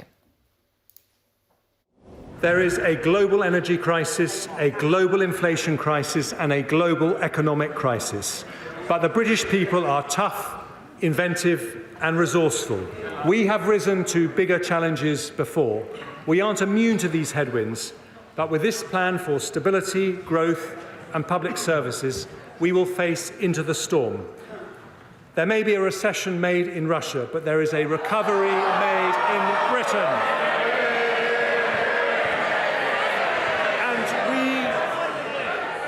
And we commit to our plan today with British resilience and British compassion. Because of the difficult decisions we take today, we strengthen our public finances, bring down inflation, protect jobs. We build the first state-backed nuclear power station for 30 years. We continue the biggest programme of capital investment for 40 years. We protect standards in schools, cut NHS waiting times, fund social care, cap energy bills, support those on benefits. We protect workers with the biggest ever increase in the national living wage, and our pensioners on the triple lock with the biggest ever increase in the state pension. This is a balanced plan for stability, a plan for growth and a plan for public services. It shows that you don't need to choose either a strong economy or good public services. With Conservatives, and only with Conservatives, you get both. Jeremy Hunt there saying that his priorities were stability, growth and public services, and saying that the Conservatives would show compassion. Well, in a pretty fiery opening response, the Shadow Chancellor, Rachel Reeves, argued that the autumn statement would not leave British people better off.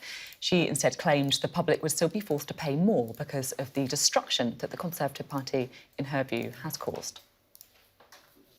The mess we are in is the result of 12 weeks of Conservative chaos, but also 12 years of Conservative economic failure. Growth dismal. Investment down, wages squeezed, public services crumbling. And what does the Chancellor have to offer today? More of the same, with working people paying the price for his failure. The Chancellor should have come here today to ask for forgiveness. At the very least, he could have offered an apology. But no, instead he says that his predecessor was correct in his analysis at the mini-budget, the mini-budget that put our economy into freefall. All the country got today was an invoice for for the economic carnage that this government has created. Never again can the Conservatives be seen as the party of economic competence. Well, with us to analyse the fallout of what's been announced today, we're joined by our political editor, Beth Rigby, and also our economics editor, Ed Conway. Beth, it was billed, wasn't it, as an autumn statement that was going to all about difficult decisions, all about cutting spending, all about raising taxes. And yet, for the next couple of years at least, does it feel like spending is perhaps being protected to a level more than people are expecting? Well, I think the issue is, for the government and for all of us, is that inflation is at a 41-year high of 11.1%. And yes, it's going to fall back slightly next year, but that is eroding living standards and it's eroding public services because everything is costing more to do, to heat schools and so on. But what the government has done in terms of this fiscal consolidation, £55 billion worth, 24 billion of it is tax rises, 30 billion of it are spending cuts. What the government has done is they've backloaded the spending element of this into the middle or the late part of the decade, i.e. they've pushed it back, they've kicked it back until after the next general election. So, yes, there is pain, and there will be pain in the next 2 years because, quite simply, budgets will be rising by about 3%. Inflation's going up by anything between 7 to 11 percentage points, and that means that there is, of course, a squeeze on public sector budgets, and that will have a knock-on effect, for example, public sector pay. So it's by no means pretty, but in terms of the bulk of the spending cuts, yes, they come, if you look at the scorecard, which is how the government costs the tax and spend decisions, the bulk of the spending cuts are coming in 2027 to 2028. That's what, 21.5 billion of them. So they are kicking the problem into the next administration, where it could well be a Labour government with that problem, not a Conservative government. But there are stealth tax rises in here as well. The government has, in the run-up to this autumn statement, stressed that there will be, they've leaked a lot of it, nearly all of it really, stressing that there will be windfall taxes on energy companies. That's coming in at about 5 billion, freezing thresholds for NI contributions, national insurance contributions from employers. That's raising a big 5 billion. So there's big ticket tax rises in here. But the really big one are the stealth taxes for all of ours, those paying income tax by 2027 to 8, freezing the thresholds from next year right through to 2027-28. The government will get 6.8 billion. So that's 6.8 billion of contributions from everyone paying the basic rate of tax. And that is indeed a big sum. But the other thing that is really standing out in all of this is the effect that inflation, rise in energy bills, is having on households. And when you look at the OBR, they're the ones that put out the independent forecast. It says here that household incomes are going to see a 7.1% fall in household incomes. It takes it to the lowest level since 2013. So there you have it. That's the real life squeeze everyone is going to be feeling in the next couple of years. And that is going to put huge pressure, clearly, on the government. They have sought to ameliorate some of that pain. You saw the energy package there. It wasn't clear whether Jeremy Hunt would extend the energy price guarantee that Liz Truss promised for 2 years, which he then rode back on. But from April 2023, everyone will get support, taking the average household bill to about £3,000 a year. But that's still a lot of money. And there is more support. Yes, there is more support for those on benefits, that inflation relift in benefit income, which will help those on the lower incomes, and of course that benefit lift, that inflation-linked lift for pensioners as well. But the big picture is that everyone is going to be paying more taxes. Everyone is going to be feeling a squeeze on household incomes, and there are definitely no winners in this autumn statement at all. Yeah, very important to remember, I think. If we do talk about any rabbits in the autumn statement, the overall picture, as you say, is still very grim. I mean, this is £55 billion of fiscal consolidation, and it can be spun in whichever way by the government. But that is a lot of money of tax rises and spending cuts. And this was a government that 8 weeks ago said it was going to do the biggest tax cuts. It was 45 billion of tax cuts. Tax cuts in 50 years. It's completely schizophrenic from, you know, the pendulum swinging from that to this in 8 weeks, where the public thought there were going to be loads of tax cuts and they were going to enjoy the benefits of that, to it swinging back round to saying, actually, you're going to be facing tax rises. And I wonder how people will take that and react to it. And if, you know, the job, partially, of the autumn statement was to restore fiscal credibility after what we saw 8 weeks ago with, you know, the markets tanking, with the Bank of England having to step in with emergency measures, have they done that?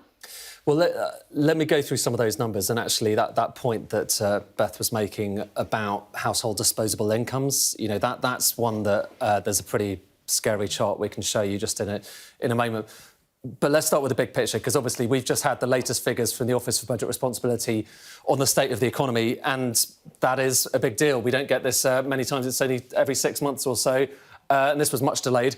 These bars are just showing you how well we're doing each year. It's gross domestic product. It's kind of the most comprehensive measure we have of how much income we're generating as a country. So when they're in positive territory, that's generally speaking good news. And the higher they are, the more we're earning as a country. That was last time around, OK? So those bars were March. Now have a look at what we've got this time around. This is the latest figures. Look, slightly higher, actually, this year. A little bit of a surprise there, but slightly higher. A bit more of a bounce this year than previously. But just look, 2023 is the one to focus on here. The OBR thinks we're in recession, so does the Bank of England. There you can see it. A fall of GDP of 1.4% in 2023, a pretty big fall there, but not necessarily lasting as long as some people had previously thought. The Bank of England thought this potentially could last really long. Not the OBR. They think relatively weak growth in 2024, but then actually pretty strong growth in 2025, 26, 27. Remember, Kwasi Kwarteng was talking about wanting to get up to 2.5% trend rate of growth. We're not all that far from that at the moment, are we? So there we have growth, gross domestic product. What about inflation? Obviously, prices rising really fast at the moment. Last time around, the OBR thought it was going to peak at maybe 7.4%. That was the number they had for 2022. What about now? Well, look at these bars. Up to 9%, over 9% this year, then 7.4%. But here's another interesting thing, OK? Inflation getting down to below the Bank of England's target. The bank's supposed to keep inflation around 2%. But look, it's below target in 2024 and then in negative territory in 2025. That's 2025 there. So you're talking about going from a really high inflationary period back there to deflation, basically. That's a big shock. And what does that underline? It underlines the fact that we're living through this roller coaster, and also we're going through a bit of a crunch right now, which means that people don't necessarily spend as much and prices potentially go down. Borrowing, I just want to talk about briefly, because this is really important as well.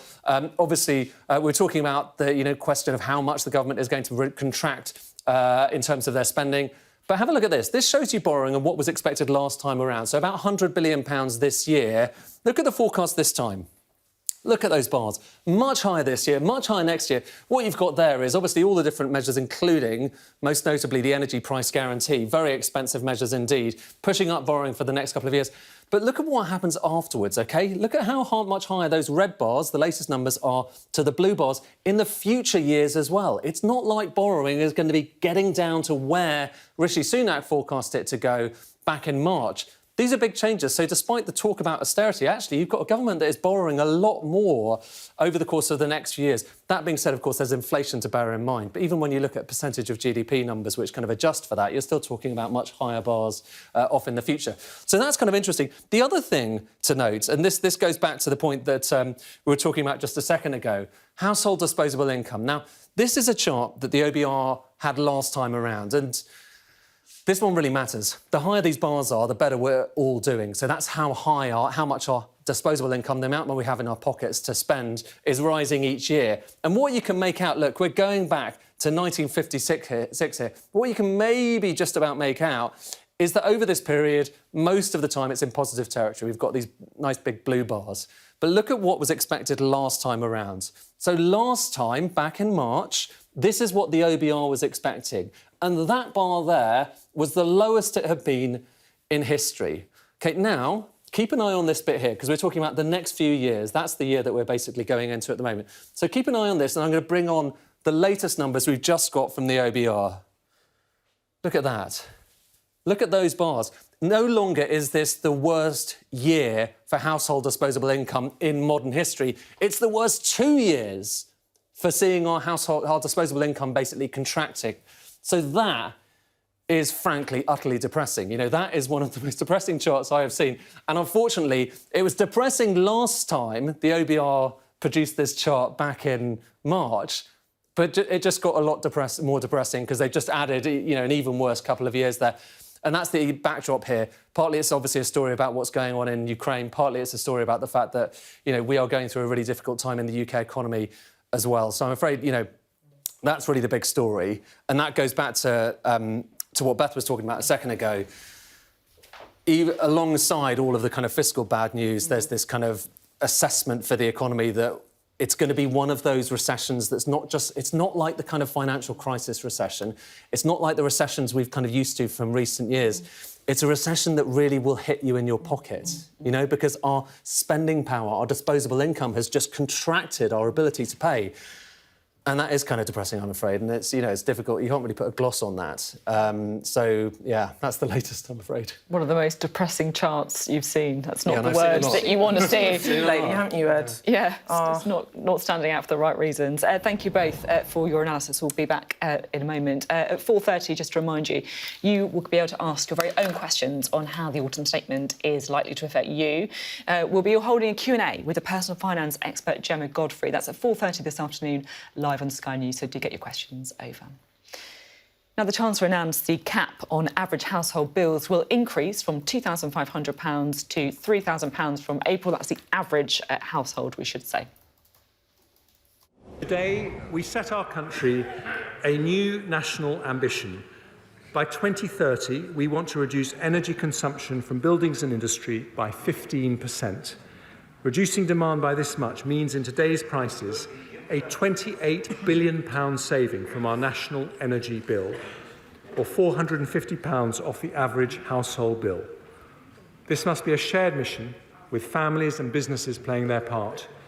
But so will the government play our part. In this Parliament, we're already planning to invest in energy efficiency a total of £6.6 billion.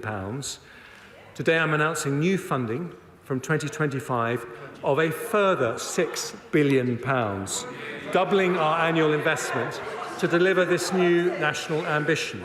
Our commitment to the British people is over time to remove the single biggest driver of inflation and volatility facing British businesses and consumers. So my right honourable friend, the Business and Energy Secretary, will publish further details on our energy independence plans and launch a new energy efficiency task force shortly.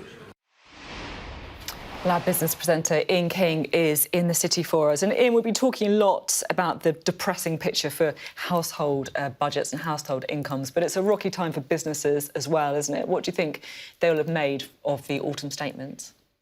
Well, there are some winners and losers, Sophie, among businesses in this budget. I mean, obviously, the showstopper announcement was the extension of the tax on oil and gas producers' profits. That takes the actual rate of taxation on North Sea oil producers to 75%, which is pretty eye-watering. And obviously, there was a 45% tax also levied on electricity generators. It's worth pointing out that shares in most of these companies are actually higher as I speak. That is partly because they've been absolutely spanked over recent weeks as it became apparent that the Chancellor was first of all going to hit electricity generators and then potentially extend the taxes on North Sea oil and gas producers. So whilst they've certainly not had the news that they would have wanted from the budget, from the autumn statement, the share price reaction suggests that a lot of that bad news had already been priced in. Now, what was fairly good news was for the insurance sector, and I mean this is quite technical, nerdy stuff, but it's nonetheless worth talking about, which is Solvency II. Now, these are the capital rules affecting the insurance industry. They dictate the amount of capital that the insurance companies companies have to retain on their balance sheet. It was an EU-wide measure, and there's been a lot of discussion since the UK left the EU as to how you might reform that. What is interesting is that the Treasury appears to have overruled the Bank of England's recommendations here in terms of how much it could relax these rules. The insurance companies will be very pleased about this, because this is a way of essentially releasing more capital into the economy, enabling the insurance companies to invest more in projects such as infrastructure. So on the whole, that ought to be good news for growth, and it's certainly something that the insurance industry, as I say, has been calling for. The other winners, interestingly, from the autumn statement is the banking sector, and this really relates to the fact that for many years now, George Osborne put it in place some years ago, there's an extra taxation on the profits made by the banking sector.